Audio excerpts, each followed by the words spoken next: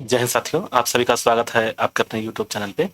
और आज हम लोग पढ़ेंगे, इससे पहले वाले भाग में मौलिक अधिकार में हम लोग पढ़े थे 1 से लेकर के 50 तक क्वेश्चन को। ठीक है, आज हम लोग इससे पढ़ेंगे 51 से लेकर के। ठीक, उससे पहले हम लोग रिवीजन करते हैं जो हम लोग अगले वीडियो में जो पढ़े थे, जो नहीं पढ़े थे नए व्यक्ति को भी बता देते थे कि मौलिक अधिकार कहाँ से और क्यों और किस लिए। ठीक है ना, तो मौलिक अधिकार जो है हमारे संविधान में भारतीय नागरिकों के लिए यह मौलिक अधिकार है कि भारत के लोगों को यह अधिकार है जो देश हमको देगा, मतलब कि जो मिलेगा उसके विरुद्ध, मतलब कि जो भी कार्य हम करेंगे इसी हम मतलब हमको सरकार या संविधान हमको दिया हुआ है।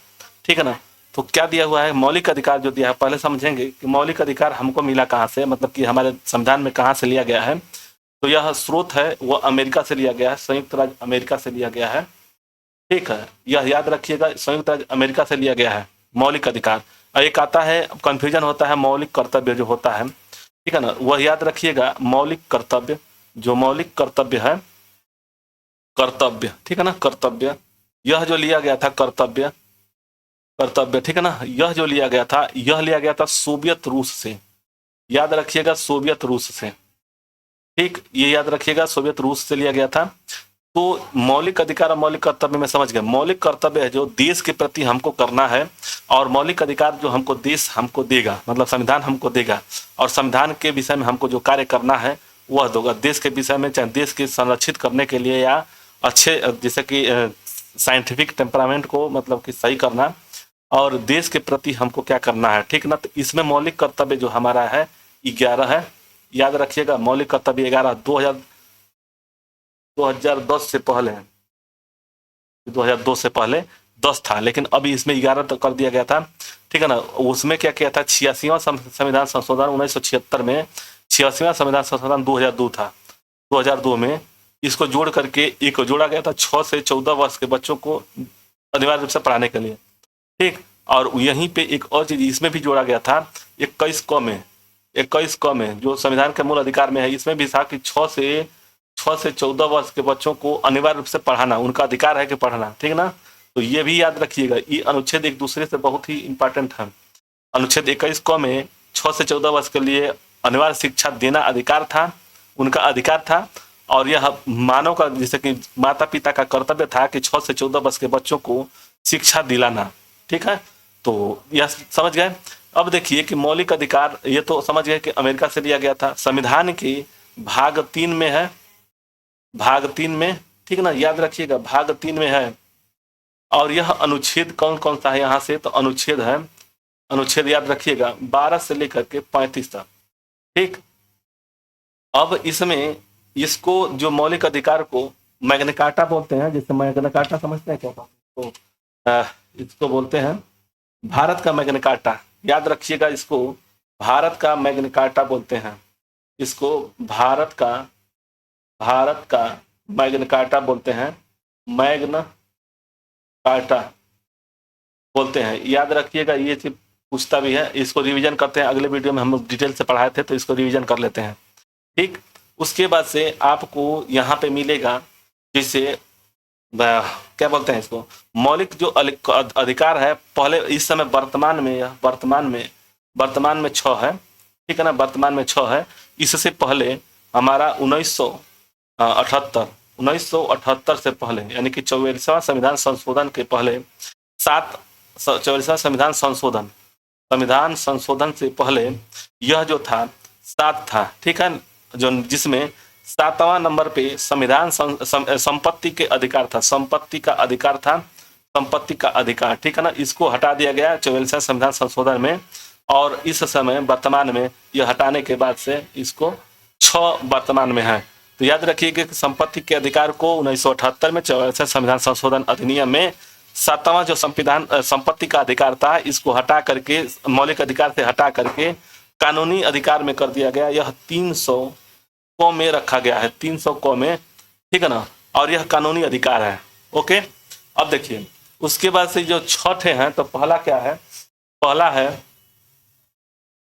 है समता या समानता का अधिकार, समता या समानता का अधिकार, समानता का अधिकार। ठीक है ना, पहला है। दूसरा देखेंगे, दूसरा है क्या, तो याद रखिएगा स्वतंत्रता का अधिकार है, स्वतंत्रता, तंत्रता का अधिकार है, ठीक है। उसके बाद से तीसरा है, तीसरा याद रखिएगा शोषण के विरुद्ध अधिकार, शोषण के विरुद्ध अधिकार, शोषण के विरुद्ध अधिकार, मतलब कि आपको बाल नियोजन हो गया, ये सब है इसमें आता है।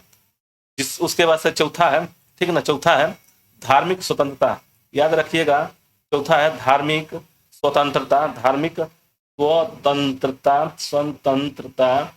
और उसके बाद से दिया हुआ है पांचवा नंबर पे, पांचवा है सांस्कृतिक, सांस्कृतिक, याद रखिएगा सांस्कृतिक और शिक्षा, मतलब कि सांस्कृतिक और शिक्षा से अधिकार है, और शिक्षा अधिकार।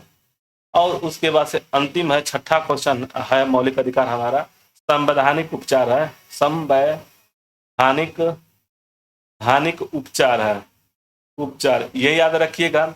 इसमें अभी हम लोग पढ़ेंगे तो समझेंगे संवैधानिक उपचार। उसके बाद से देखेंगे, देखिए पहला हम लोग देखेंगे समता या समता का अधिकार, समता या समानता का अधिकार या समानता का अधिकार, याद रखिएगा यह है। कौन कौन से अनुच्छेद हैं इसमें, ये याद रखिएगा, यह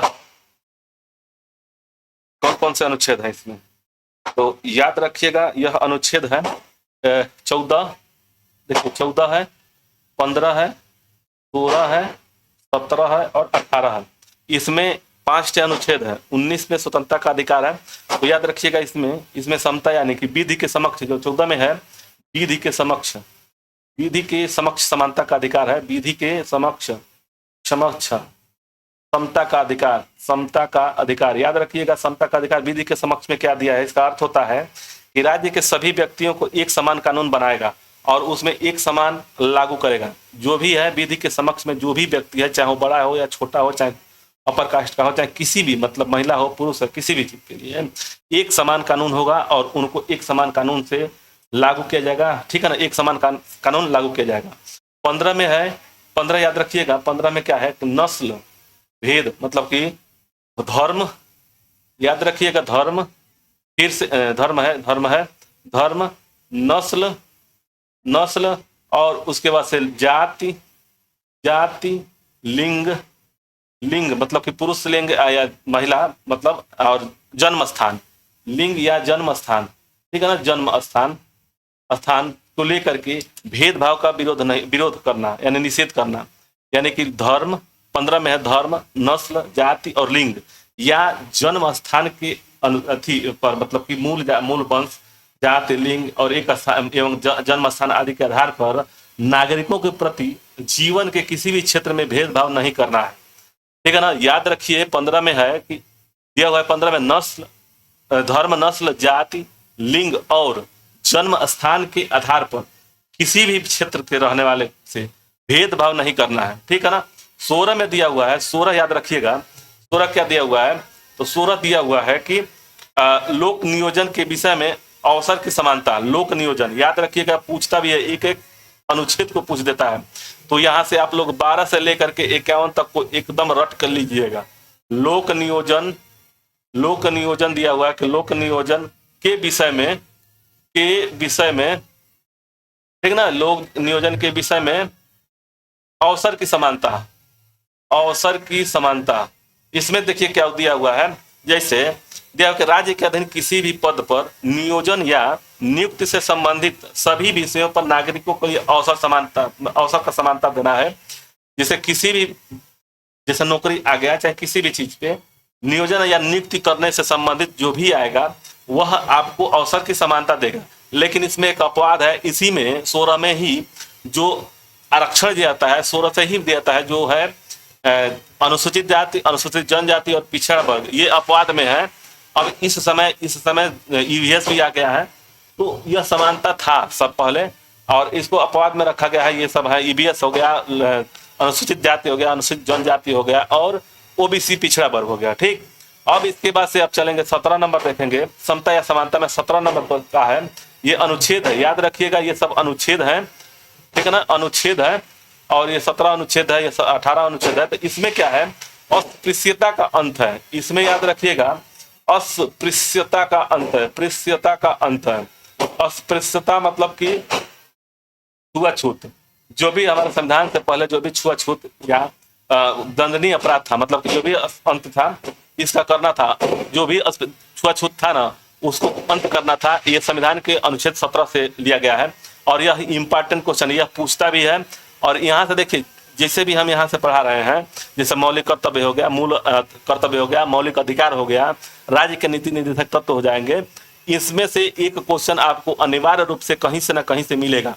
या तो आपको संघ क्षेत्र राज्य से मिलेगा, यानी एक से लेकर के 51 तक, अनुच्छेद 51 को तक के पढ़ेंगे तो आपको कहीं ना कहीं एक आध क्वेश्चन जरूर मिल जाएगा।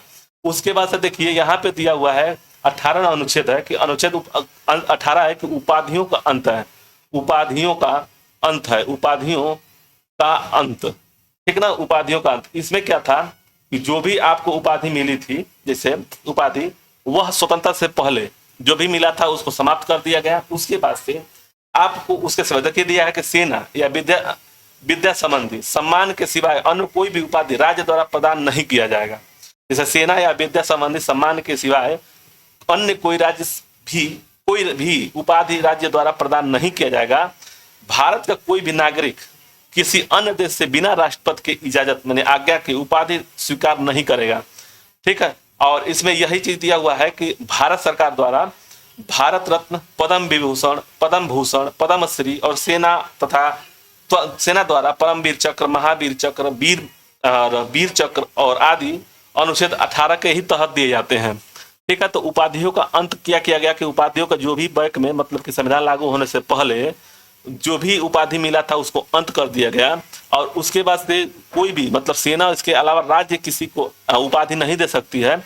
और इसको जो भी, मतलब विदेशी से किसी भी मनुष्य को, चाहे किसी भी नागरिक को, भारतीय नागरिक को अगर विदेश से कोई उपाधि मिलती है तो बिना राष्ट्रपति की आज्ञा के आप नहीं ले सकते हैं।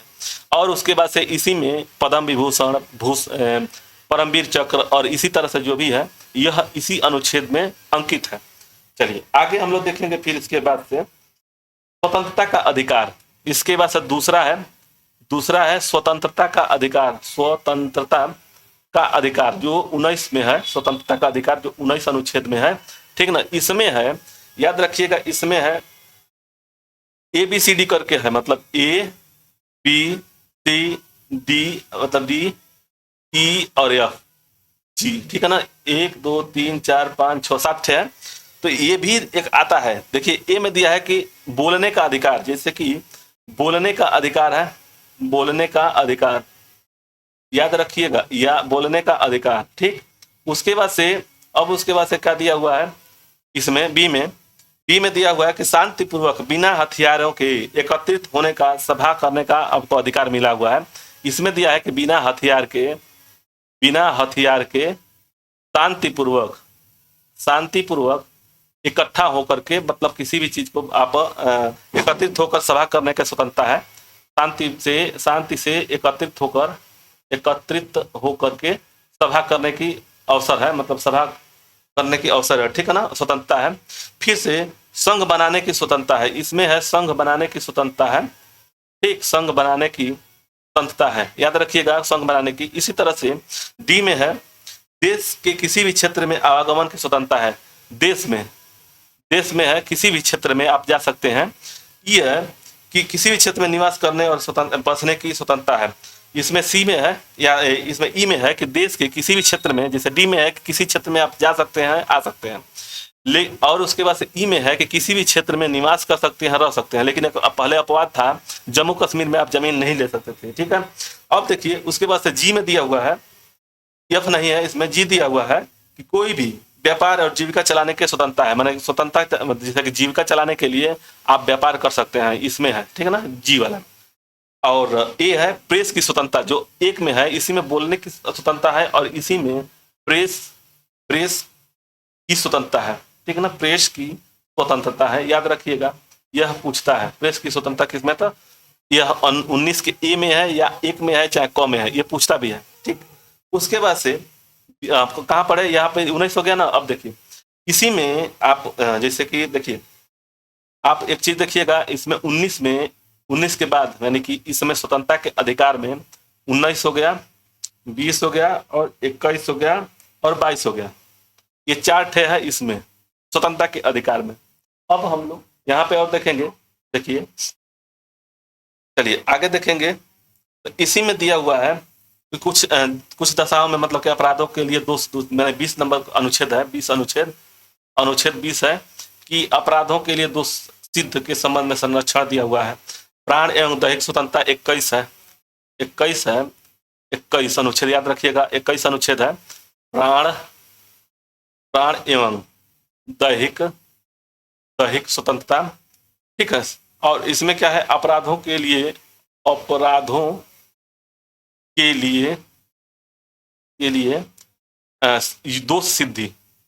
दोष सिद्धि के संबंध में संरक्षण, ठीक। तो ये समझ गए। और उसके बाद से आप आगे बढ़ेंगे तो देखिए शोषण के विरुद्ध अधिकार, तीसरा क्या है, तीसरा हम लोग पढ़े थे अभी, उसमें देखे थे कि हमारा तीसरा मौलिक अधिकार कौन सा है, तो शोषण के विरुद्ध अधिकार, शोषण के विरुद्ध, ठीक। तो इसमें कौन कौन सा अनुच्छेद आता है, इसमें आता है 23, याद रखिएगा 23 अनुच्छेद है। इसमें क्या है कि मानव के दुर्व्यवहार एवं बलात् श्रम, मानव के ठीक है, मानव के दुर्व्यवहार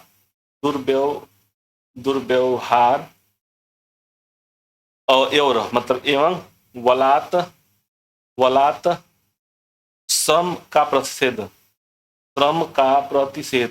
याद रखिएगा प्रतिषेध, मतलब कि इसमें दिया हुआ है कि किसी भी बच्चे को या बालक को, मतलब कि इसमें 24 भी है, 2 है, 23 और 24 है, ठीक।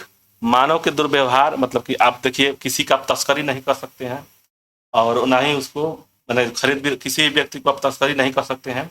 और 24 में है कि बालकों के नियोजन का प्रतिषेध है, जो 24 दिया हुआ है कि बालकों के नियोजन का प्रतिषेध, याद रखिएगा यहाँ पे बालकों का नियोजन एवं प्रतिषेध, मतलब कि 14 वर्ष से कम बच्चों को आप किसी भी कारखाने में याद रखिएगा 14 वर्ष के बच्चों को किसी भी कारखाने में या कार्य नहीं करा सकते हैं, ठीक। और इसमें है मानव के दुर्व्यवहार में है कि उसमें वलात यानी किसी भी व्यक्ति को आप बेच नहीं सकते हैं, ठीक, बेच नहीं सकते हैं, किसी भी व्यक्ति को बेच नहीं सकते हैं, शोषण के विरुद्ध हो गया। अब उसके बाद हो जाएगा, आगे देखेंगे धार्मिक स्वतंत्रता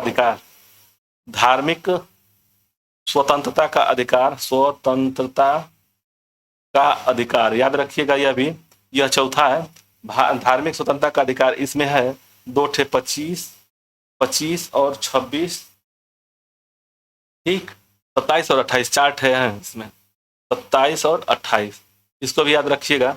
और उसके बाद से नेक्स्ट देखेंगे, यहाँ पे आगे चलेंगे तो यहाँ पे आगे सांस्कृतिक और शिक्षा संबंधी अधिकार है। सांस्कृतिक और शिक्षा संबंधी संस्कृति एवं शिक्षा संबंधी अधिकार है। संस्कृति एवं शिक्षा संबंधी अधिकार, ठीक है, अधिकार। इसका अनुच्छेद कौन कौन सा है, तो इसमें अनुच्छेद है 29 और 30, इसमें अनुच्छेद है 29 और 30। इसमें 29 में क्या है, 29 में है कि अल्पसंख्यक वर्गों के हितों का संरक्षण, इसमें अल्पसंख्यक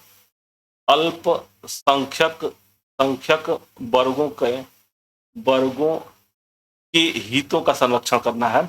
और 30 में है शिक्षा संस्थाओं की स्थापना, यानी कि शिक्षा संस्थाओं की स्थापना, ठीक है ना, स्थापना और प्रशासन करने के अल्पसंख्यक वर्गों का अधिकार है, ठीक है ना। तो इसमें समझ गए। अब उसके बाद से देखिए, यह तो हो गया 5वां, और 6वां क्या है, तो 6वां है संवैधानिक उपचार है, संवैधानिक उपचार। इसी में संवैधानिक उपचार को भीमराव अंबेडकर जी ने इसको कहे थे संविधान का आत्मा या हृदय, ठीक ना, याद रखिएगा, ये भी पूछता है। उसके बाद से इसमें 32 में है, 30 हो गया ना, 31 इसमें नहीं दिया हुआ है। 32 में देखिए, 32 में यह संवैधानिक उपचार है, 32 अनुच्छेद 32, इसमें 5 पार्ट है, याद रखिएगा, इसमें 5 पार्ट है। पहला है, देखिए पहला है बंदी प्रत्यक्षीकरण, बंदी प्रत्यक्षीकरण, ठीक। उसके बाद से पहला है, दूसरा इसमें है कि परमादेश, ठीक। तीसरा है प्रतिषेध लेख, सेध, है प्रति, यह सेध है, कितना सेध लेख, तीसरा हो गया लेख। उसके बाद से चौथा है, इंग्लिश में भी याद रखिएगा इसके, उत्प्रेषण है, उत्प्रेषण। और उसके बाद पांचवा है अधिकार परीक्षा लेख, अधिकार परीक्षा लेख, ठीक है। तो ये याद रखिएगा, ये पूछता भी है। इन पांचों को इंग्लिश में जानना है कि बंद प्रत्यक्षीकरण क्या है, हिंदी में भी जानिए इसको कि बंद प्रत्यक्षण क्या है, परमादेश क्या है, प्रतिषेध लेख क्या है, उत्प्रेक्षण क्या है, अधिकार परीक्षा लेख क्या है, ठीक। तो इसमें जानने के लिए आपको इंग्लिश भी जानना होगा और इसको आप लोग अच्छे से पढ़ लीजिएगा, ठीक। चलते हैं क्वेश्चन पे। क्वेश्चन है, देखिए दिया हुआ है क्वेश्चन कि इसमें क्वेश्चन क्या दिया हुआ है कि भारतीय संविधान के प्रदत्त संविधान स्वतंत्रता का अधिकार के संबंध में निम्नलिखित में से कौन सा सत्य नहीं है। तो 51 का आंसर क्या हो जाएगा, 51 का आंसर हो जाएगा ए, भाषण और अभिव्यक्ति को अविवादित करना, अबाधित करना, ये जो है इसमें नहीं है, ठीक है। संविधान के किस अनुच्छेद में शोषण के विरुद्ध अधिकार वर्णित है, शोषण के विरुद्ध, तो अभी हम लोग पढ़े 23 और 24, ठीक है ना, 23 और 24, तो इसका आंसर 52 का आंसर हो जाएगा सी, ठीक। देखिए यहां से लेकर के यह है समता या समानता का अधिकार या समानता का अधिकार, और यह है स्वतंत्रता का अधिकार, स्वतंत्रता का अधिकार, और यह है शोषण के विरुद्ध अधिकार, शोषण के विरुद्ध अधिकार। और इसमें दो ठे और है, इसमें 26, 25, 26, 27, यहाँ पे अलग दो पार्ट है, तो इसको याद रखिएगा। एक है शिक्षा, सांस्कृतिक और शिक्षा का, और धार्मिक का, तो धार्मिक 24, 25, 26 है, और इसके बाद 28, 29 है, ठीक है। तो 28, 29 है सांस्कृतिक एवं शिक्षा का अधिकार, ठीक। चलिए, मौलिक अधिकार के अंदर कौन सा अनुच्छेद बच्चों के शोषण के लिए विरुद्ध में है, बच्चों के शोषण में, तो 23 और 24 में है। तो देखिए बच्चों के शोषण में दो चीज आता है, एक होता है कि किसी भी मनुष्य को तस्करी न किया जाए, तो वह हो गया 23 में, और 24 में हो गया, तो 24 में हो जाएगा, ये 24 का हो जाएगा, 53 का हो जाएगा डी। इसमें देखिए इसमें जो है, यह जो है किसी भी व्यक्ति को या तो बच्चे को या किसी भी व्यक्ति का तस्करी या बेचा नहीं जा सकता है, ये 23 के अनुच्छेद के है। और 24 अनुच्छेद में है कि 14 वर्ष से बच्चों को किसी भी कारखाने में कार्य नहीं कराया जा सकता है, ठीक है। देखिए 54 है कि भारत के संविधान के अंतर्गत किस आयु के बालक को खान अथवा संकट में सेवा में लगाए जाने से प्रतिशत है, 14 वर्ष से कम बच्चों को इसमें नहीं लगाया जा सकता, यह अनुच्छेद 24 के अंतर्गत आता है। आगे, कारखानों या खानों के में कोई भी व्यक्ति नियुक्ति नहीं किया सकता है जब तक उसकी आयु कम से कम 14 वर्ष हो, माने कम से कम 14 वर्ष, यानी अधिक, जैसे कि 14 वर्ष से कम ना हो, यानी 14 वर्ष हो, यानी कि 14 वर्ष का मतलब कि बी, ठीक है। 55 का बी होगा। आगे, यह अनुच्छेद जो दिया है ना कारखानों का, यह अनुच्छेद जो 24 में है, याद रखिए, भारतीय संविधान के अनुसार किसी भी व्यक्ति को जिसे गिरफ्तार या बंदी किया जाता है उसे नजदीकी मजिस्ट्रेट के समकक्ष उपलब्ध कराना, तो उसी में जो है ना 24 घंटे के अंदर में उसको पहुंचाया जाता है, तो उसको न्यायालय के प्रति ले जाना पड़ता है। तो दिया है कि 12 घंटे के, 24 घंटे के अंदर, 28 घंटे के अंदर, 72 घंटे के अंदर, तो यह है 24 घंटे के अंदर न्यायालय के समकक्ष ले जाना पड़ता है, मजिस्ट्रेट के समकक्ष, ठीक है। 14 वर्ष से कम आयु के बहुत से गरीब बच्चे पटाखे बनाने के कारखाने में काम करते हैं, इन कारखानों में बच्चों को काम देने की किस मौलिक अधिकार को उल्लंघन करता है, शोषण के विरुद्ध अधिकार का, ठीक है। तो इसका आंसर बी हो जाएगा, 57 का बी। नेक्स्ट है, निम्नलिखित में से किस अनुच्छेद में कहा गया है कि किसी भी व्यक्ति को एक ही आधार के लिए एक बार से अधिक अभियोजित या दंडित नहीं किया जा सकता है, ठीक है ना। तो इसका क्या हो जाएगा, तो इसका 58 का हो जाएगा ए, अनुच्छेद 20 के। आगे, भारतीय संविधान कोई अपराध किए जाने पर, भारतीय संविधान में कोई अपराध किए जाने के लिए किसी सामान्य व्यक्ति को, जिसे किसी सामान्य विधि के अंतर्गत गिरफ्तार किया जाता है, तो निम्नलिखित में से कौन सा अधिकार प्राप्त है? ठीक, तो इसका आंसर हो जाएगा 59 का आंसर हो जाएगा डी। उपयुक्त सभी है, गिरफ्तारी के कारण शीघ्रता से की जानी चाहिए अधिकार है, ये सब मन टोटल है। ठीक है, धार्मिक स्वतंत्रता का अधिकार अनुच्छेद किस अनुच्छेद में है? धार्मिक स्वतंत्रता का अधिकार किस अनुच्छेद में है? तो यह है डी। ठीक है ना, धार्मिक स्वतंत्रता का अधिकार किस में है? तो 25 से लेकर के 30 में है। और ये देखिए, यह है समता या समानता का अधिकार, समता या समानता का अधिकार, समानता का अधिकार। ठीक है, इसमें स्वतंत्रता का अधिकार, स्वतंत्रता का अधिकार, और इसमें अनुच्छेद में यह शोषण के विरुद्ध कार्य है, शोषण के विरुद्ध। ठीक, तो और इसके बाद से यह है धार्मिक स्वतंत्रता का अधिकार। ओके, चलिए आगे दिया है कि भारतीय संविधान के अनुच्छेद 25 का संबंध है किससे? तो 25 का अनुच्छेद है और किससे है? तो यह है धर्म से स्वतंत्र, धर्म की स्वतंत्रता है। ठीक, संपत्ति का अधिकार तो वह जो 7वां अधिकार था वो हटा दिया गया है। यह कि धार्मिक स्वतंत्रता के अधिकार से संविधान के अंतर्गत सम्मिलित है।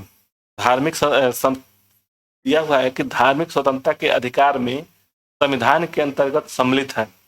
धर्म प्रचार करने का अधिकार, सिखों का कृपाण धारण करने का अधिकार, राज्यों का समाज सुधार क्या दिया? धार्मिक स्वतंत्रता के अधिकार में क्या क्या दिया हुआ है? तो इसका आंसर हो जाएगा ए, तीनों दिया हुआ है, 1 2 3। नेक्स्ट है, संविधान के किस अनुच्छेद द्वारा सिखों द्वारा कृपाण धारण करना धार्मिक स्वतंत्रता का अंग माना गया है? तो 63 का आंसर बी हो जाएगा, 25 अनुच्छेद के अंतर्गत। संविधान द्वारा प्रदत्त धार्मिक अधिकारों पर राज्य किन अधिकारों पर प्रतिबंध लगा सकता है? तो इसका आंसर 64 का हो जाएगा डी, यानी कि 1 2 3, यानी कि सभी पर लगा सकता है। आगे, संविधान के किस अनुच्छेद के अंतर्गत अल्पसंख्यकों को अपनी सांस्कृतिक के संरक्षण तथा अपनी पसंद के शिक्षा संस्थाओं के स्थापना और संचालन के अधिकार को मान्यता प्रदान की गई है? तो अल्पसंख्यकों को मतलब कि विकास करना है, संरक्षण प्रदान करना है, तो ये कौन सा है? तो इसका आंसर हो जाएगा बी, 29 30। नेक्स्ट है, भारतीय संविधान के कौन सा अनुच्छेद, यकीन नहीं है कौन सा अनुच्छेद, तो अल्पसंख्यकों को अपनी मनपसंद शिक्षा संस्था में स्थापित या संचालित करने का अधिकार संरक्षण प्रदान है? तो यह हो जाएगा 30, तो 66 का हो जाएगा डी। नेक्स्ट है, धार्मिक स्वतंत्रता का अधिकार किस अनुच्छेद द्वारा दिया गया है? धार्मिक स्वतंत्रता का, तो ये हो जाएगा 25, यानी कि 67 का सी। नेक्स्ट है, भारतीय संविधान के किस अनुच्छेद में संवैधानिक उपचारों का अधिकार है? संवैधानिक उपचारों का, यानी 32 हो गया ना, तो इसका आंसर 32 हो जाएगा। ठीक, चलिए, तो 68 का मतलब क्या हो जाएगा? सी। निम्नलिखित मौलिक अधिकारों में से B.R. अम्बेडकर ने संविधान का हृदय आत्मा किसकी संज्ञा दी थी? तो ये दिए थे, संवैधानिक उपचारों का अधिकार को दिए थे। ठीक है, तो इसका आंसर बी होगा। संवैधानिक उपचारों का अधिकार किन परिस्थितियों में निलंबित हो जाता है? आपात स्थिति में, घोषणा के दौरान, सेना सदस्यों के संबंध में, जब सैनिक विधि लागू हो, उपयुक्त सभी परिस्थितियों में। तो 70 का आंसर डी हो जाएगा, सभी परिस्थितियों में। दिया हुआ है 71 के निम्नलिखित में से कौन सा अधिकार भारतीय संविधान के अनुच्छेद 32 के अंतर्गत प्रवर्तित किए जा सकते हैं? तो क्या दिया हुआ है कि निम्नलिखित में से 32 मतलब संविधान के अनुच्छेद 32 के अंतर्गत प्रवर्तित किए जा सकते हैं? तो 71 का हो जाएगा बी, मौलिक अधिकार के अंतर्गत। मौलिक अधिकारों को लागू करने के लिए निम्नोक्त में से किसी न्यायालय द्वारा जारी किया जा सकता है? डिक्री, अध्यादेश, समादेश और अधिसूचना। तो 72 का आंसर सी हो जाएगा, समादेश। नेक्स्ट है, व्यक्तिगत स्वतंत्रता के लिए निम्नलिखित में से कौन सी रीट, जो रीट तो संवैधानिक उपचार में था ना, 5 अभी बताए थे, वही ये पूछ रहा है इसमें। अब देखिए, इसमें 4 को दे दिया है, वो इंग्लिश में दे दिया है। देखिए, मैंडमस, कोआरंटो, हैबियस कार्पस और सर्सियोरेरी। तो ये याद रखिएगा, इसमें 5 है। अब दिया हुआ है 73 में, 73 का सी होगा हैबियस कार्पस, इंग्लिश में दे दिया हुआ है हैबियस कार्पस।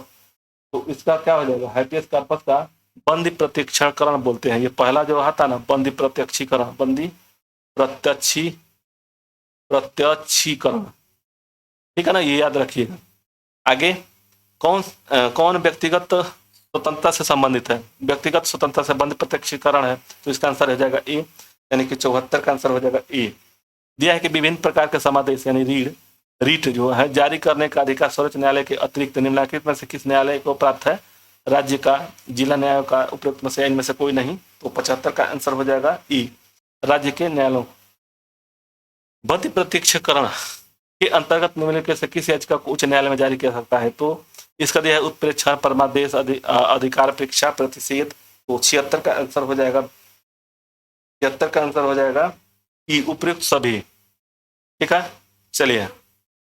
बंद प्रत्यक्षीकरण याचिका हैबेस कॉर्पस रीट केवल निरुद्ध व्यक्ति द्वारा ही दाखिल की जा सकती है, केवल हित विद्ध व्यक्ति द्वारा दाखिल की जा सकती है, किसी भी निजी व्यक्ति द्वारा दाखिल की जा सकती है, अनिरुद्ध व्यक्ति या हित विद्ध दोनों के द्वारा दाखिल की जा सकती है। तो 77 का आंसर हो जाएगा डी।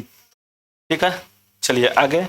निम्नलिखित में से किस स्थिति में बंद प्रत्यक्षीकरण याचिका को जारी किया जाता है? संपत्ति की हानि, अतिरिक्त कर वापसी, दोषपूर्ण पुलिस नजरबंदी और भाषा की स्वतंत्रता का उल्लंघन। तो 78 का आंसर हो जाएगा सी, दोषपूर्ण नजरबंदी।